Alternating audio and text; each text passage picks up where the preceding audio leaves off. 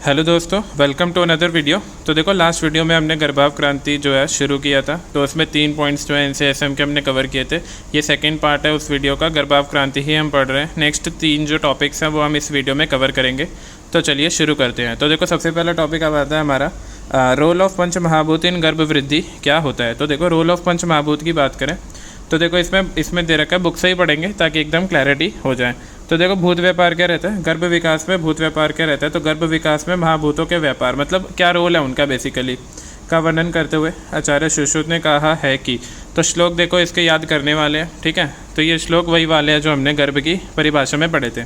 तो देखो, सबसे पहले आता है शुक्र चोड़ितम गर्भाशेषतम आत्म प्रकृति विकास समुर्छितम गर्भ इति उच्यते। देखो, ये सबको हमने डिटेल में एक्सप्लेन कर रखा है फर्स्ट वीडियो में, तो आप फर्स्ट वीडियो ज़रूर देख लेना, ठीक है। उसके बाद क्या रहता है, तो इसमें रहता है तम चेतनावस्थितम वायु विभर्जति तेजम पचति आप क्लेद्यति पृथ्वी सहंति आकाश विवर्धित एवं विवर्धित सदा हस्तपाद जीवा घ्राण कर्णनितम आदि अभिरंगे रूपेत तदा शरीरम इति संज्ञा लभते हैं, ठीक है। तो ये मैंने पहली वीडियो में एक्सप्लेन कर रखा है, तो हम आगे बढ़ते हैं, ठीक है। तो ये वाला याद करना है श्लोक आपको। नेक्स्ट आता है गर्भ की मासानुमासिक वृद्धि का वर्णन, यानी गर्भ की उस टाइम में तो महाभूतों को क्या रोल होता है ये इस श्लोक से क्लियर होता है। वही वाली बात है ना, वायु विभाजन करती है, तेज पाचन करती है, और ये सारी चीज़ें जो भी उसमें गिवन है।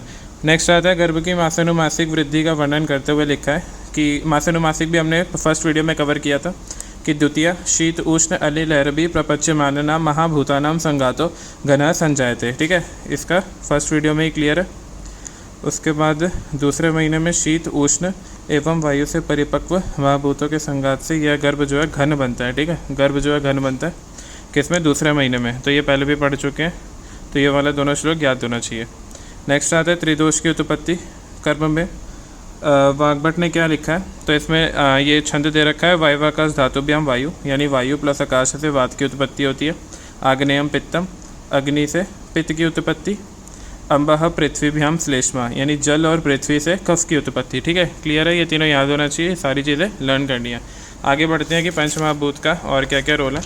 तो इस प्रकार क्या रहता है, इस प्रकार महाभूत जो है इन दोषों में रहकर अपने अपने कर्मों के द्वारा जो है अपने विकार करते हैं, ठीक है। तो पंचमहाभूत का ये रोल है।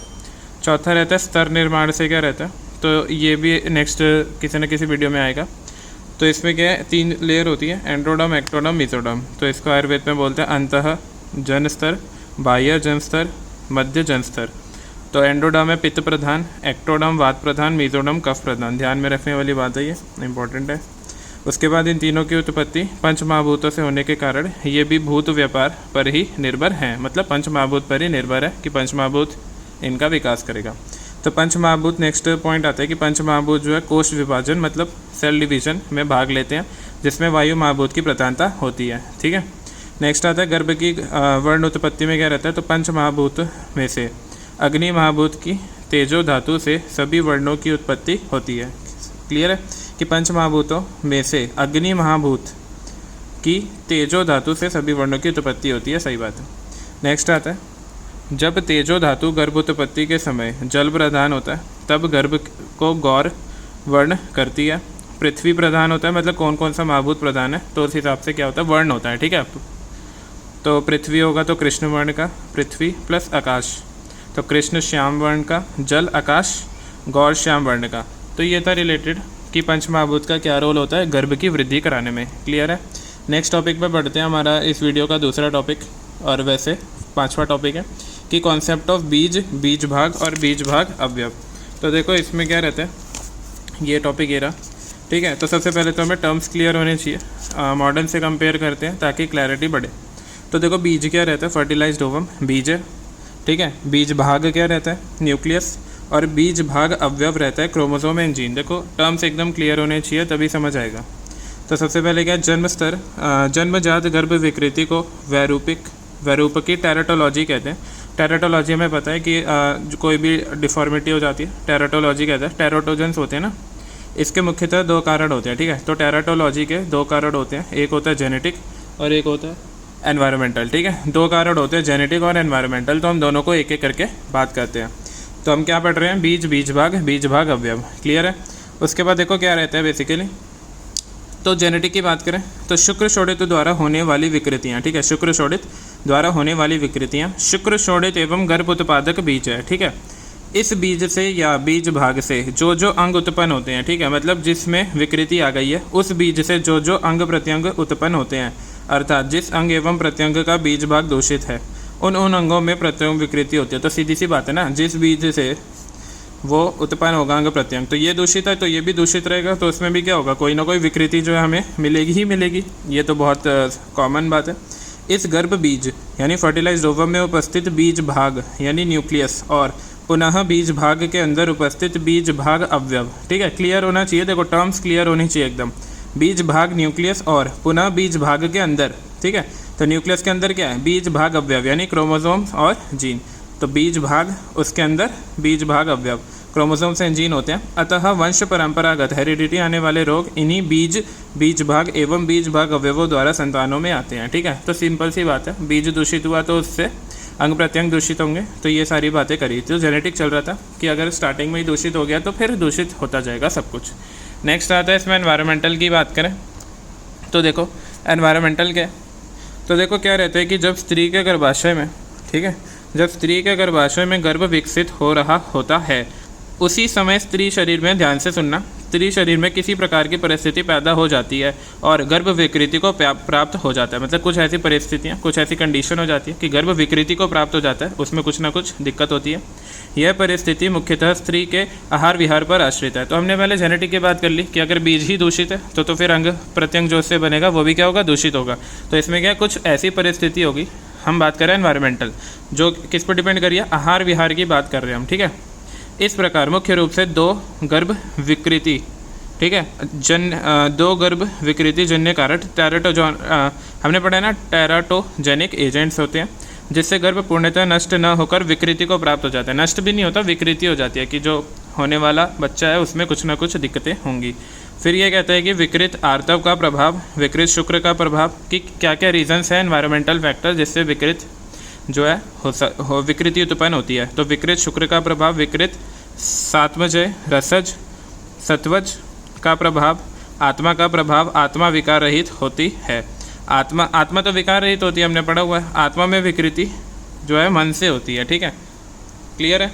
तो इन सारे रीजनों से भी विकृति उत्पन्न हो सकती है। नेक्स्ट आता है, नेक्स्ट आचार्य कहते हैं प्रत्येक फलित बीज में सूक्ष्म रूप में शरीर के सर्वांगों और प्रत्यंगों के बीज भाग रहते हैं।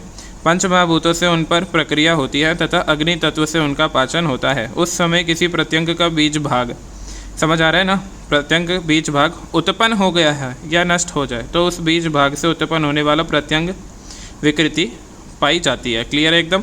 बीज भाग उपतप्त नहीं हुआ हो तो उसे प्रत्यंग में विकृति नहीं होती। सही बात है ना, क्योंकि भाई देखो बीज ही दूषित हो गया, फिर उससे जो भी अंग प्रत्यंग हो रहा है वो तो दूषित हो ही रहा है, और वो नहीं हुआ तो फिर तो ठीक है, सब कुछ नॉर्मल चलेगा, कोई दिक्कत वाली बात नहीं है। तो देखो ये वाला टॉपिक भी क्लियर हो गया, बीज भाग और बीज भाग अवयव। नेक्स्ट टॉपिक पे बात करते हैं। नेक्स्ट इसमें इंपॉर्टेंट टॉपिक है, काफ़ी पूछा जाता है, गर्भ पोषण की बात करते हैं। तो देखो गर्भ पोषण क्या है, ठीक है, तो गर्भ पोषण जो है अक्सर पूछा जाता है। तो गर्भ पोषण की बात करें तो देखो गर्भ पोषण मतलब मॉडर्न से कंपेयर करें तो न्यूट्रिशन और गर्भ कैसे होता है। ठीक है, अब गर्भ बन गया, अब उसका न्यूट्रिशन भी करना है, नहीं तो फिर वो डेवलपमेंट कैसे होगी। तो देखो क्या रहता है, तो इसमें हम बात करें तो देखो क्या रहता है, गर्भ निर्माण के पश्चात, ठीक है, गर्भ निर्माण के पश्चात प्रमुख कार्य क्या होता है, गर्भ का पोषण। सही बात है, इस प्रक्रिया पर ही गर्भ का संपूर्णतः निर्भर करता है। अच्छा पोषण हुआ तो अच्छा होगा, नहीं तो अच्छा नहीं होगा, विकृति हो जाएगी। यदि सभी साधन उपयुक्त होते हुए भी पोषण कर्म उचित नहीं हो तो गर्भ की परिवृद्धि रुक जाती है। सही बात है, सारे साधन सही हैं बट पोषण ही अच्छा नहीं है तो फिर गर्भ की वो तो वही रुकी जाएगी। फिर क्या रहता है, एवं वह पूर्ण रूप से निर्मित नहीं हो पाता, यानी पूरा का पूरा डेवलप नहीं हो पाता। अतः गर्भ पोषण क्रम तथा उस क्रम में भाग लेने वाले विशेष अवयवों का भी ज्ञान जो है करना आवश्यक है। ठीक है, इसलिए सारा का पूर्ण रूप, इसलिए क्या गर्भ पोषण का क्रम तथा उस क्रम में जो जो भाग ले रहा है, यानी एम्ब्रियोनिक नरिशमेंट बहुत इंपॉर्टेंट है, इसका ज्ञान जो है हमें होना चाहिए। तो देखो नेक्स्ट है, शुक्र शोणित का संयोग होने के उपरांत गर्भाशय में गर्भ का अग्रिम निर्माण जो है कार्य प्रारंभ हो जाता है। हमें पता है गर्भ की वृद्धि में उसका पोषण प्रमुख है। क्लियर है भाई, पोषण बहुत इंपॉर्टेंट है। आयुर्वेद के अनुसार गर्भ पोषण प्रक्रिया निम्न प्रकार से है। तो आयुर्वेद के अनुसार गर्भ पोषण की प्रक्रिया हम पढ़ेंगे। तो देखो इसमें श्लोक है, याद कर लिया तो अच्छी बात है, नहीं तो कोई दिक्कत नहीं है, याद नहीं है तो भी चलेगा काम। मातस्तु खलु रस वहानां नाड्या गर्भनाभि नाड़ी प्रतिबद्धा स अस्य मातुराहार रसवीर्य अभिवत्ति तेनोपस्नेहस्य अभिवृद्धिवती। देखो देखो कहने का मतलब क्या, अब आती है मेन बात शुरू होती है। तो देखो क्या, माता के रस वहा नाड़ी से गर्भ की नाड़ी लगी हुई होती है, ठीक है। तो माता की रस व नाड़ी से गर्भ की नाड़ी लगी हुई रहती है। वह नाड़ी माता के आहार रस के वीर्य को गर्भ के लिए पहुंचाती है, ठीक है। पोषण की बात शुरू हो गई है, ध्यान से सुनते जाना, ध्यान से सुनोगे तो एकदम क्लियर हो जाएगा, ठीक है। तो क्या होता है, माता की रसवानी नाड़ी तो है गर्भ से क्या रहती है, लगी हुई रहती है। वह नाड़ी माता के आहार रस के वीर्य को गर्भ के लिए पहुंचाती है, क्लियर है एकदम, माता से गर्भ तक पहुंचाती है। इसे उपस्नेह से, उसी उपस्नेह से गर्भ की वृद्धि होती है, बहुत इंपॉर्टेंट है। उपस्नेह और उपस्वेद दो चीज़ें होती है जिससे गर्भ का पोषण होता है, ठीक है। तो ये वाली बात ध्यान से सुनते जाना एकदम, ठीक है। तो इसी उपस्नेह से गर्भ की वृद्धि होती है, क्लियर है। नेक्स्ट बात क्या, आचार्य चरक के अनुसार प्यास और भूख से रहित गर्भ, ठीक है, माता के अधीन रहता है, क्योंकि भाई गर्भ तो बेचारा कुछ खुद कर नहीं सकता, सारा का सारा पोषण कहाँ से आएगा, माता से ही आएगा, ठीक है। तो माता के आश्रित होकर सूक्ष्म रूप में सत यानी वर्तमान, स्थूल रूप में असत अवर्तमान अंग प्रत्यंग वाला गर्भ गर्भाशय के उपस्नेह और उपस्वेद से अपना जीवन निर्वाह करता है। तो दो मीन्स हो गए, उपस्नेह और उपस्वेद। तो इसी से वो अपना पूरे का पूरा क्या करता है, जीवन निर्वाह करता है, ठीक है। तो इसके बाद जब यह सभी अंग प्रत्यंग व्यक्त हो जाते हैं तब गर्भाशय में गर्भ को उपस्नेह और उपस्वेद रस वाहिनियों द्वारा प्राप्त होते हैं। तो जब उसमें, तो पहले तो क्या है, माता के थ्रू हो रहा है, फिर जब उसमें अंग प्रत्यंग बन जाते हैं तो फिर रस वाहिनियों द्वारा प्राप्त होते हैं, क्लियर है। नेक्स्ट आता है गर्भ की नाभि में नाड़ी, ठीक है। गर्भ की नाभि में नाड़ी यानी अम्बिलिकल कॉर्ड लगी रहती है, सही बात है। नाड़ी में अपरा प्लेसेंटा लगी रहती है और अपरा में मातृ हृदय यूट्रस से लगी रहती है, क्लियर है। Umbilical cord connected to placenta connected to uterus. अतः मातृ हृदय क्या है, यूट्रस की उससे संबंधित सेराओं द्वारा अपरा को रस से परिपूर्ण करता है। उसी रस के कारण गर्भ में बल तथा वर्ण की उत्पत्ति होती है। तो गर्भ में बल और वर्ण कहाँ से आता है, यहीं से आता है। पोषण होगा तो होगा भाई। सभी रसों से युक्त, ये वाली बातें क्लियर हो गई, 3-4 पॉइंट है, एकदम अच्छे से समझ लो तो एकदम क्लियर रहेगा, याद करने की बात ही नहीं है, याद करना है मतलब। सभी रसों से युक्त वह आहार, देखो सभी रसों से युक्त जो आहार रस है वो गर्भिणी स्त्री के शरीर में 3 भागों में विभक्त होता है, ठीक है। जो आहार रस है वो क्या क्या करता है, तो उसकी बात करें हम तो वो क्या क्या करता है। पहला भाग जो है अपने शरीर की पुष्टि के लिए होता है। अब माता खुद की भी तो पुष्टि करेगी ना, तभी तो वो बच्चे को पोषण कर पाएगी। तो पहला भाग जो होता है रस का वो अपनी पुष्टि करता है, दूसरा भाग दूध बनाने के लिए होता है और तीसरा भाग गर्भ पोषण के लिए होता है। तो 3 भाग होते हैं। तो तीसरा भाग पुनः गर्भ पुष्टि 2 प्रकार से करता है। तो तीसरा भाग जो है 2 प्रकार से करता है, मैंने बोला था उपस्नेह और उपस्वेद। देखो एकदम क्लैरिटी होनी चाहिए, उपस्नेह और उपस्वेद क्या होता है। देखो अब आप बात करते हैं उपस्नेह क्या है और उपस्वेद क्या है। तो देखो क्या होता है, तो देखो क्या होता है, सबसे पहले आता है उपस्वेद की बात करें, दैट इज़ मॉइस्चर और स्वेट। तो देखो उपस्वेद की बात करें तो उपस्वेद का अर्थ है बाष्प आर्द्रता से है, पर्याय मान लो। जब तक अपरा नहीं बनती, अपरा बोले तो प्लेसेंटा नहीं बनती, तब तक गर्भ को पोषण बीज द्वारा, ठीक है, स्वयं ग्रहण किए गए आहार से होता है। सही बात है, जब तक प्लेसेंटा नहीं बनी तो बीज द्वारा स्वयं ग्रहण किए हुए आहार से बनता है। यह आहार उसे गर्भस्थ मार्ग स्थित मातृ रस और रक्त से मिलता है, अथवा गर्भाधान के बाद जब प्रत्यंग व्यक्त रहते हैं तथा अपरा और नाभि नाड़ी नहीं बनी होती तो गर्भ का पोषण गर्भस्थ रस वाहिनी धमनियों के परिस्रवण करने वाली आर्द्रता बाष्प से होता है। तो इसमें ये दिखाया गया कि कब कब इससे होता है और कब कब अपरा प्लेसेंटा से होता है। तो उपस्वेद से पोषण होता है इस तरीके से, एकदम क्लियर कर लेना, एकदम क्लियर होना चाहिए, ठीक है। उपस्नेह क्या रहता है, स्वेद हो गया, अब स्नेह टू बिकम वेट। तो देखो क्या, अपरा प्लेसेंटा तथा नाभि नाड़ी, ठीक है, से युक्त गर्भ का पोषण प्रसव पर्यंत अपरा की अनुसरण करने वाली रसवाहिनियाँ कर रहे थे। क्या होता है, यूट्राइन वेसल्स के अंकुर कोरियोनिक विलय से होता है। माता की रसवाहिनी नाड़ी प्लेसेंटा और यूट्राइन वेसल के साथ गर्भ की नाभि नाड़ी, सही बात है ना, माता की उससे गर्भ की नाभि नाड़ी से लगी हुई प्रतिबद्ध रहती है। वही माता के आहार रस के वीर्य का संवहन करती है। तो वही उसमें क्या जाता है, गर्भ में जाता है और उसके उपस्नेह से गर्भ की वृद्धि होती है। तो मॉडर्न के अकॉर्डिंग क्लियर है, उपस्वेद और उपस्नेह। मॉडर्न के अकॉर्डिंग बात करें तो न्यूट्रिशन होता है यॉक और प्लेसेंटा से।